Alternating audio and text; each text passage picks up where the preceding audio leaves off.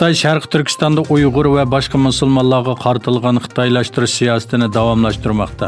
Xitoy yaqinda buyon Sharq Turkistonni cho'chqa beqish bazasiga aylantirishni planlayotganligini ko'p qatam tilga oldi. Uyg'urlar to'plashib o'ltiraqlashgan rayonlarda cho'chqa fermalari qurilganligi haqidagi xabarlar orqa-orqadan o'ttirg'i chiqdi. Doiralar yaqinda Baying'ulun oblastining Chaqaliq noyisida cho'ng bir cho'chqa baxmachilik bazasi turini boshlaganligini e'lon qildi.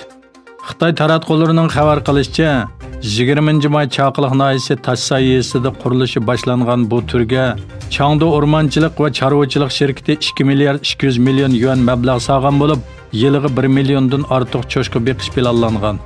Ko'zatchilar buning Xitoyning Uyg'ur kimligini yo'qotish uchun qasddan yo'lga qo'ygan madaniyat qirg'inchiligining bir parchasi ekanligini va Xitoyning bara-bara Sharq Turkistonni cho'chqa beqish bazasiga aylantirmoqchi bo'lganligini ko'rsatdi.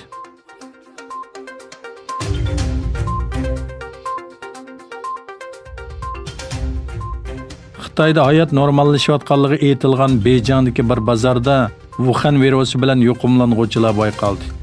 Virusning yangidan tarqalishiga bo'lgan andish sababli Beyjing jiddiy holatga o'tdi. Beyjingda 6 yangi voqea bayqalgandan keyin eng chong top setish bozori taqib etildi. Xinhua torining xabar qilishicha, voqea bayqalgan Beyjingdagi eng chong top setish bozori taqalgandan keyin bozor dezinfeksiya qilinib, barliq xizmatchilar tekshirildi ekan. Xitoyning Wuhan shahrida o'ttirg'i chiqqan yangi tipli Xitoy virusi bilan yuqumlanuvchilar soni dunyo miqyosida 7 million 742 mingga yetdi. O'lganlar soni 428 mingdan oshdi.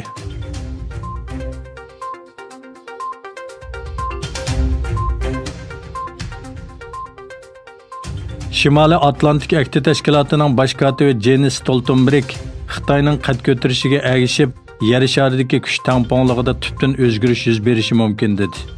Stoltenberg Germaniyada nashr qilingan Dunyo gazetiga so'z qilganda, Xitoyning Yevropaga yetib bora oladigan yiroq masofalik boshqariladigan bomba va yadro qurollariga mablag' selayotganligini, G'arb ittifoqining bu yangi xirisga qarshi ittifoqlashish kerakligini ko'rsatdi.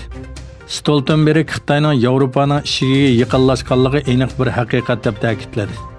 Stoltenberg Xitoyning Yevropaga muhim aslaha mablag'i solganligi, shundaqla Shimoliy qutb rayoni, Afrika va O'rta dengizdagi mavjudligini oshirganligini bayon qilib, Xitoyning yana tor dunyosidagi cho'ng bir kuch ekanligini ko'rsatdi.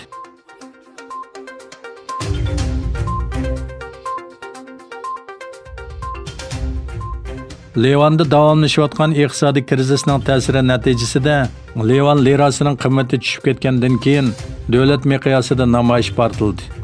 Shanba kuni poytaxt Beyrut va Tripoli qatorliq nurg'un shaharlarda namoyish yuz berdi. Namoyishchilar bilan saqchi va armiya orasidagi to'qinishlar kun bo'yi davomlashdi. Namoyishchilar o'zlarini tarqoqlashtirish uchun yosh oqizish bombasi va plastik o'q ishlatgan saqchilarga tosh va potilkalar bilan qarshi turdi.